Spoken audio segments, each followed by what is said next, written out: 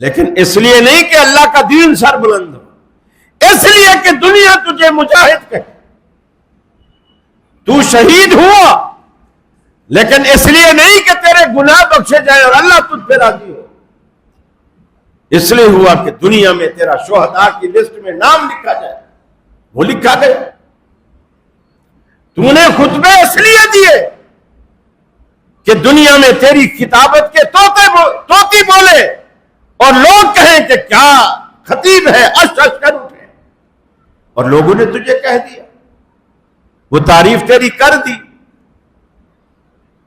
جو اجر لینا تھا وہ تو دنیا میں لے چکا ہے، میرے پاس کیا لینے آیا ہے؟ ہم اسی زمانے سے گزر رہے ہیں، ہمارے ہر کام میں ریاکاری، دکھاوا، نمود و نمائش، دھوکہ، فریب، مکاری،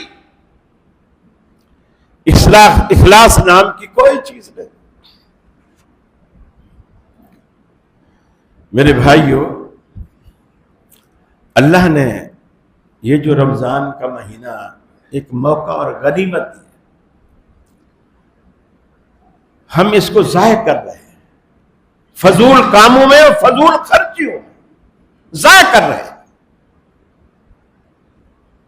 رمضان تو آتا رہے گا، لیکن یہ کس نے گارنٹی دی ہے ہم ہوں گے کہ نہیں ہوں گے؟ اے میلے دنیا دے لگ دے راسن، بہارا حسن اسانہ حسن،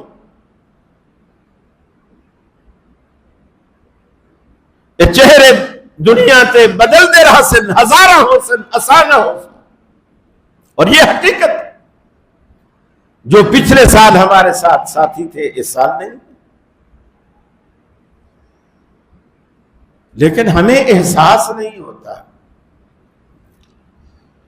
رمضان جو ہم سے تقاضا کرتا ہے، دیکھیے اس بات کو سمجھیے، اسلام اتنا خوبصورت مذہب ہے۔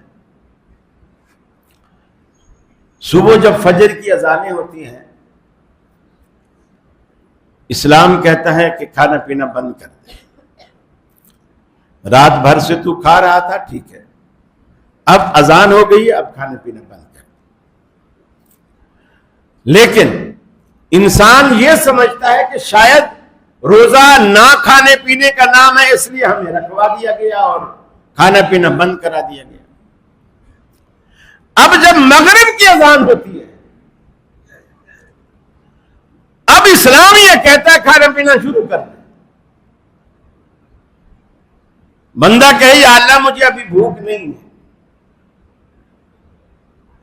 اب اللہ کہے گا تیرے کو بھوک ہے یا نہیں ہے؟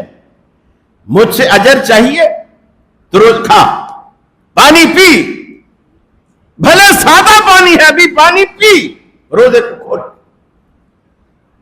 تاکہ تیرے کھانے پینے کی جو ٹائم لمٹ تھی وہ اب ختم ہو۔ اللہ نے یہ کیوں کہا؟ صبح کی اذان پہ کھاؤ نہیں، مغرب کی اذان پہ چھوڑو نہیں، کھاؤ۔ اللہ یہ بتا رہا ہے کہ میرے بندے، کھانا پینا چھوڑنے یا کھانا پینا شروع کرنے کا نام اسلام یا روزہ نہیں ہے۔ اصل روزہ کیا ہے؟ میری بات مان لینا، بس۔ میں نے کہا نہ کھا، نہ کھا، میں نے کہا اب کھا، اب کھا، یہ اسلام۔ اللہ کی اطاعت کا نام اسلام ہے، بس۔ لوگ کہتے ہیں نا کہ میں تو کام تو بڑا نیک کر رہا ہوں، ٹھیک ہے، قرآن میں نہیں ہے، حدیث میں نہیں ہے، کام تو نیک ہے۔ نیک بھی میری سمجھ سے نہیں بنتا، نیک بھی اللہ کی پسند ناپسند سے بنتا ہے۔ اگر اللہ نے اس کام کو پسند کیا ہوا ہے، قرآن و سنت میں اس کا ذکر ہے، وہ نیک کام۔ اگر نہیں ہے تو وہ کوئی نیک کام نہیں ہے۔ آخری عشرہ بھی آج کتنے دن بعد آنے والا ہے؟ 3-4 دن بعد انشاءاللہ آنے والا ہے۔ رسول اکرم صلی اللہ علیہ وسلم کی سنت یہ بھی تھی کہ آپ آخری عشرے میں اعتکاف بیٹھا کرتے تھے۔ شروع میں آپ نے شب قدر کو تینوں اشروں میں تلاش کیا. پہلے اشرے میں بھی بیٹھے اعتکاف، پھر ایک وقت آیا آپ دوسرے اشرے میں بھی اعتکاف بیٹھے، پھر ایک وقت آیا آپ تیسرے اشرے میں بھی اعتکاف بیٹھے، اس رات کو تلاش کرنے. اور پھر صحابہ کرام کو یہ واضح فرما دیا جب اللہ نے آپ کو بتا دیا کہ لیلۃ القدر کو رمضان کے آخری اشرے کی طاق راتوں میں تلاش کرو، 21 کو، 23 کو، 25 کو، 27 کو اور 29 کو، آخری اشرے کی 5 طاق راتوں میں اسے تلاش کرو. ایک دن رسول اکرم صلی اللہ علیہ وسلم آخری اشرے کے لیے آپ نے اعتکاف لگوایا مسجد میں. بخاری کی روایت ہے، سید عائشہ نے پوچھا آپ سے، رسول اللہ صلی اللہ علیہ وسلم سے اجازت مانگی کہ اللہ کے رسول اجازت ہو تو میں بھی خیمہ لگا لوں. آپ نے فرمایا اجازت. حضرت عائشہ نے بھی خیمہ لگا لیا. اب اس بات کو اچھی طرح ذہن نشین رکھیے، لوگ اعتکاف برباد کرتے ہیں. کتنا پورا مذہب ہے جو کہتے ہیں عورتیں گھر میں اعتکاف بیٹھیں. گھر میں اعتکاف ہوتا ہی نہیں، نہ اللہ کے رسول کی سنت سے ثابت نہ قرآن سے ثابت. قرآن بھی یہی کہتا ہے انتم عاکفون فی المساجد لا تباشروہن وانتم عاکفون فی المساجد. جب تم مسجدوں میں اعتکاف بیٹھے ہو اپنی گھر والیوں کے پاس نہ جایا کرو. اب یہ قرآن نے بھی اشارہ مسجد کا کیا. اللہ کے رسول خیمہ مسجد میں لگاتے، حضرت عائشہ نے اجازت مانگی مسجد میں خیمہ لگا دیا. اب حضرت عائشہ نے تو اجازت مانگی تھی، آپ کے خیمہ آگے تھا، انہوں نے پیچھے لگا لیا.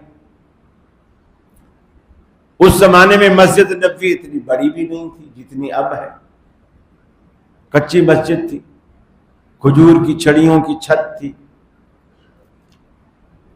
یہ جو بیویوں میں ہوتا ہے نا کہ میاں کے سامنے میرے بھی نمبر بڑھ جائیں، اور یہ کچھ سوچنا غلط بھی نہیں ہوتا، یہ محبت سے ہوتا ہے.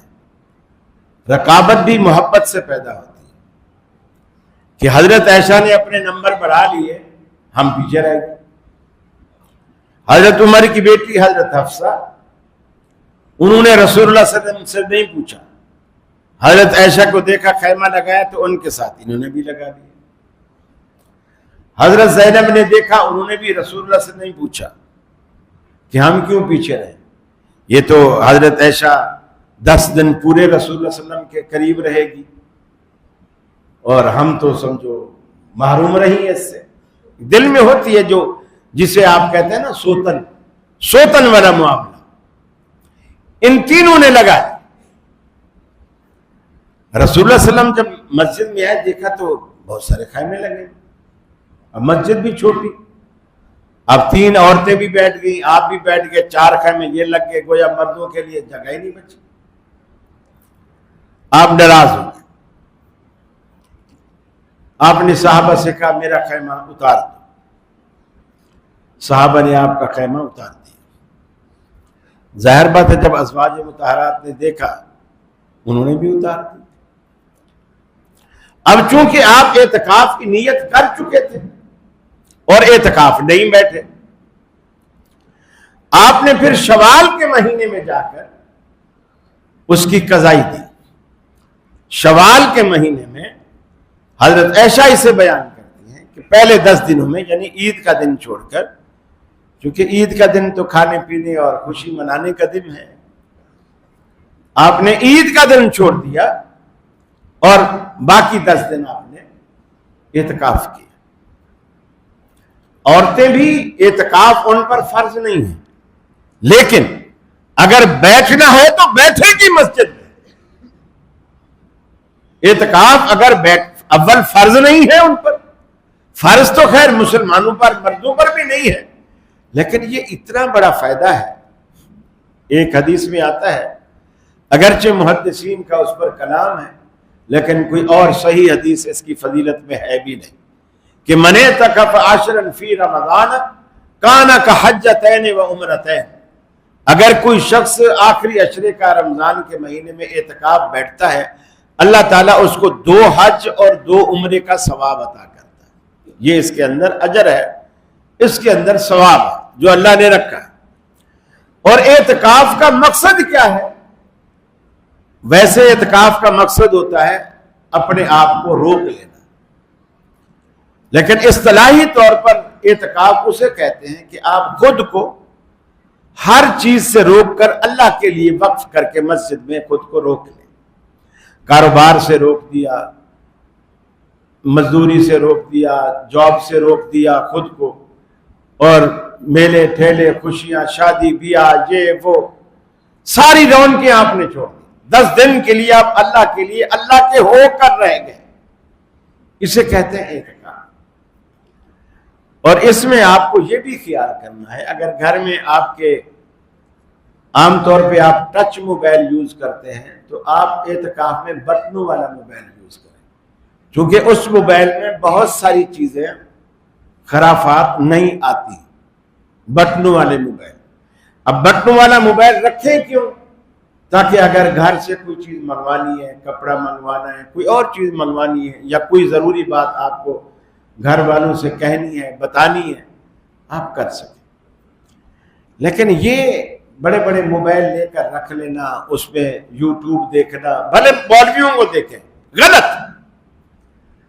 یوٹیوب دیکھنا، پھر جب آپ دیکھتے ہیں ظاہر بات ہے اس پہ اشتہار بھی آتے ہیں، بہت ساری چیزیں آتی. 10 دن آپ اللہ کے لیے ہو کر بیٹھ جائیں بس. یہ فون پہ لگے ہوئے وہ 2 ٹرک جی لاہور میں اتار دینا اور 3 فیصل آباد میں بھی اتار دینا. اچھا وہ کراچی والے ٹرکوں کا کیا بنا کہ جی وہ ابھی لوڈ ہو رہے ہیں.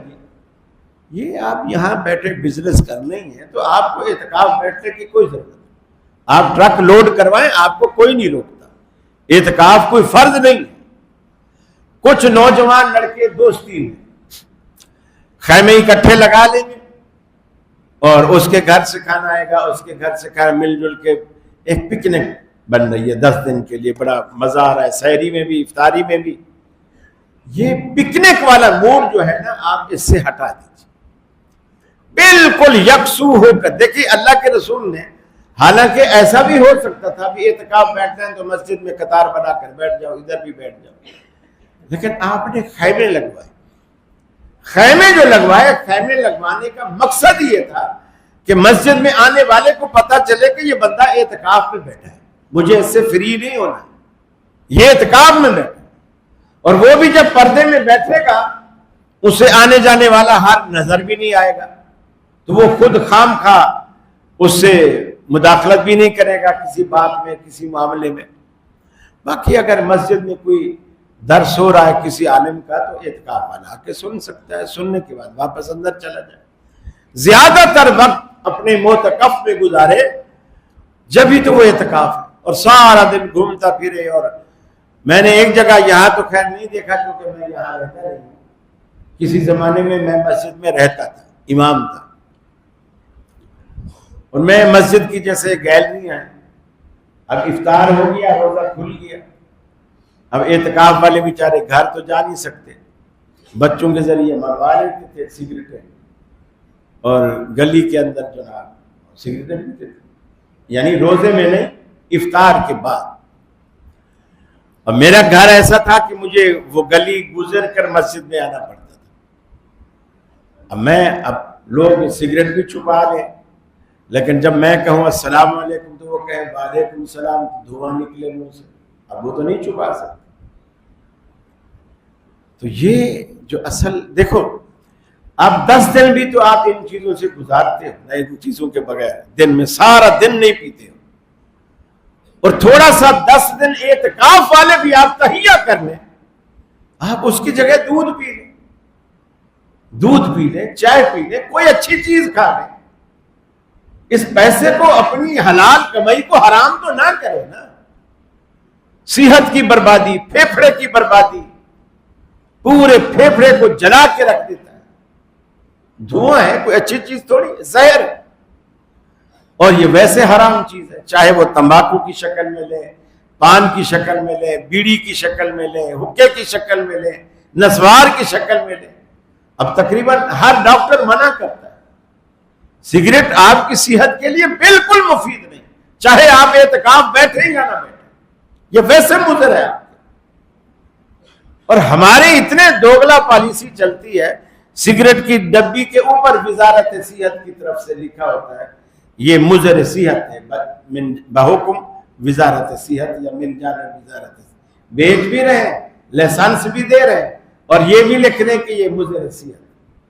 عجیب، یعنی ہم اصل میں مخلص لوگ ہیں ہی نہیں، مخلص نہیں۔ پھر اللہ تعالیٰ نے اگر آپ کو یہ موقع دیا ہے، اس موقع سے فائدہ اٹھائیں، فائدہ اٹھائیں، افطاری کا ثواب کمائیں، سحری کا ثواب کمائیں، کوئی راستے میں تکلیف دہ چیز ہے اس کو ہٹا دیں۔ ایک راستے سے اگر بندہ کو تکلیف دہ چیز ہٹاتا ہے، اللہ کے رسول فرماتے ہیں اللہ اس کو 10 نیکیاں دیتا ہے، 10 درجے بلند کرتا ہے، 10 گناہ معاف کرتا ہے، مفت کے ثواب۔ صرف یہ نہیں کہ رمضان میں، کبھی بھی یہ اسلام ہماری تربیت کرتا ہے۔ پھر رمضان میں اگر آپ سفر کرتے ہیں، ضروری نہیں ہے کہ آپ روزہ چھوڑیں، نہیں، ایک روایت میں ایسا آتا ہے لوگوں کو مغالطہ ہوتا ہے، آپ جا رہے تھے اور راستے میں دیکھا کہ ایک جگہ درخت کے نیچے لوگ جمع ہیں اور اس کو ہاتھ سے ہوا دے رہے ہیں اور پانی کے چھینٹے مار رہے ہیں۔ آپ نے پوچھا کیا بات ہے؟ انہوں نے کہا یا رسول اللہ اس نے روزہ رکھا ہوا تھا تو نڈھال ہو کے گر گیا، گرمی کا موسم تھا۔ تو آپ نے ارشاد فرمایا سفر میں روزہ رکھنا کوئی نیکی نہیں، سفر میں روزہ رکھنا کوئی نیکی نہیں ہے۔ اس سے بعض یہ بھی کہتے ہیں کہ سفر میں روزہ رکھ ہی نہیں سکتے، نیکی نہیں، ایسا نہیں ہے، اللہ کے رسول سے ثابت ہے، اور موقعوں پر بھی آپ نے خود بھی روزہ رکھا، صحابہ نے بھی روزہ رکھا، کچھ نے رکھا کچھ نے نہیں رکھا، ایسا بھی ثابت ہے۔ صرف یہ ہے کہ آپ کو اختیار، اگر سفر آپ کا صعوبت والا ہے، تکلیف والا ہے، آپ روزہ چھوڑ دیں، اور اگر آپ کو تکلیف نہیں ہو رہی اور سفر بھی معمولی ہے اور ہوائی جہاز کا سفر ہے اور آپ سمجھتے ہیں وہاں کوئی دشواری بھی نہیں ہے، آپ رکھ لیں۔ اور اگر یہاں سوچا دشواری نہیں ہے لیکن وہاں جا کے دشواری لائق ہو گئی، آپ کھول لیں، کوئی حرج نہیں، اسے روزہ توڑنا بھی نہیں کہیں گے، کھول لیں، اور یاد رکھ لیں کہ ایک روزہ آپ کے ذمہ پڑ گیا، اب آپ نے رمضان کے بعد یہ روزہ رکھنا۔ اسلام نے بڑی آسانیاں پیدا کر دی، اسی لیے اللہ نے کہا کہ فرمایا یرید اللہ بکم اليسر ولا یرید بکم العسر وَلِتُكْمِلُوا الْعِدَّةَ وَلِتُكَبِّرُوا اللَّهَ عَلَى مَا هَدَاكُمْ وَلَعَلَّكُمْ تَشْكُرُونَ۔ اللہ تمہارے ساتھ آسانیاں چاہتا ہے، تنگی نہیں چاہتا۔ علماء کو بھی رب العالمین کے پیغمبر نے یہی حکم دیا، یسروا ولا تعسروا، لوگوں پر آسانیاں پیدا کیا کرو، تنگی نہ کیا کرو، فتووں میں بھی آسانیاں پیدا کرو۔ اللہ کے رسول کے سامنے بھی اگر 2 آپشن آ جاتے، ایک مشکل ہوتا ایک آسان ہوتا، اللہ کے رسول ہمیشہ آسان آپشن کو اختیار کرتے۔ اسی لیے فرمایا یرید اللہ بکم اليسر، اے مسلمانوں اللہ تمہارے ساتھ آسانی چاہتا ہے، تنگی رب العالمین بالکل نہیں چاہتا۔ رمضان کو خوش کر کے رب العالمین کے مہمان کو بھیجئے، اس کے حق ادا کیجئے، تاکہ اللہ کے رسول نے جس سیڑھی پر چڑھتے ہوئے آمین فرمایا تھا جبریل کی دعا پر، اے الہ العالمین وہ شخص بھی بڑا بدبخت ہے جس نے اپنی زندگی میں رمضان کو پایا اور پھر رمضان کو خوش کر کے اللہ کو راضی